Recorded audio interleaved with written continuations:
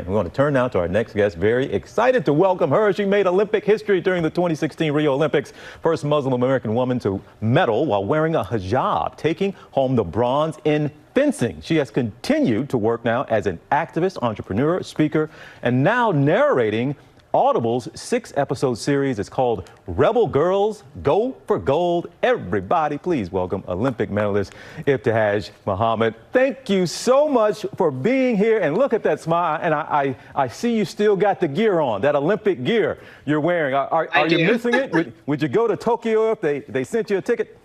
I'm waiting for the call. I'm ready. Well, we hope those games continue to go on, but I want to talk to you about so many things. And I was fascinated. This series that you're doing, you're highlighting women going for gold, if you will. But Stamata Ravidi, I did not know this name or this story.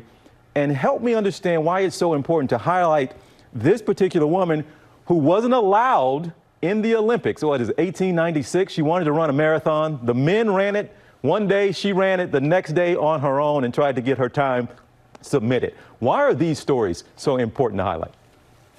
Well, this 6-part series, Rebel Girls Go for Gold, is an opportunity to take listeners through a journey of Olympic history. It profiles 6 prominent, legendary women who fought for their seat at the table.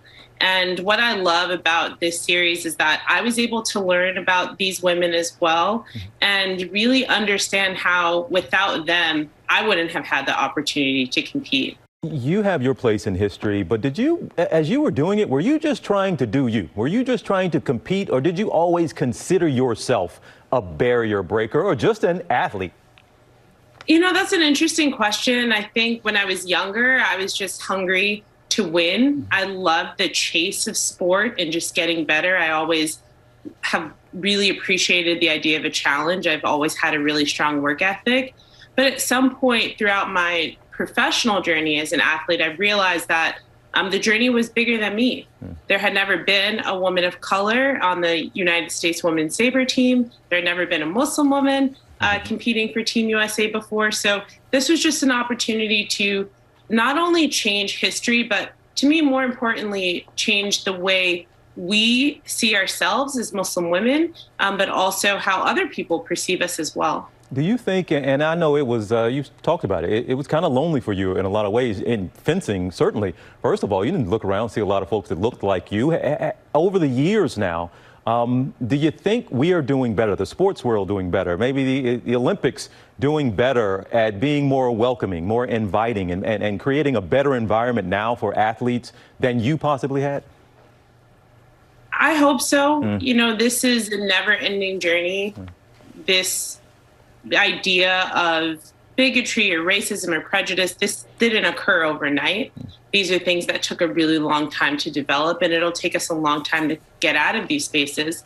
The fact that in 2021 we'll still experience first, hopefully this summer in Tokyo, I think is a testament to the leaps and bounds that we've made as a society, and also where we need to be, like where we need to go. And I think I'm looking forward to Tokyo Games because I'm looking forward to the opportunity to see those barriers continue to be broken and hopefully inspire the next generation. And so much has been made of athletes and activism over the past several years, really. And now this Rule 50, if people aren't familiar, they've evolved the Rule 50 when it comes to what athletes are allowed to do in terms of making statements or protests at the Olympics.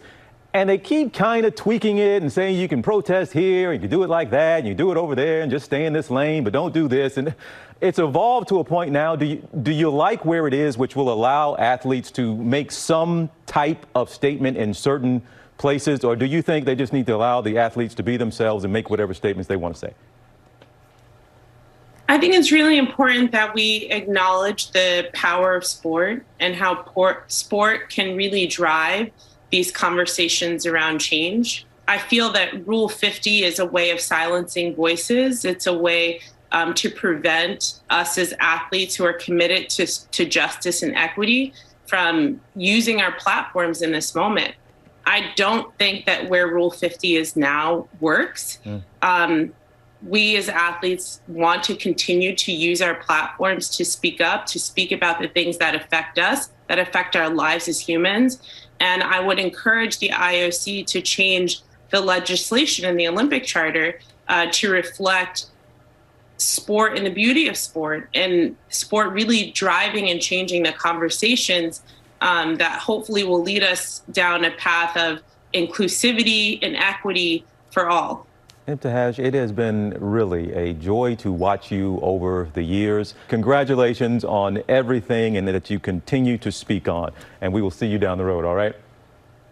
Thank you. I appreciate it. All right, and folks, I want you to know Rebel Girls Go for Gold is available now exclusively on Audible.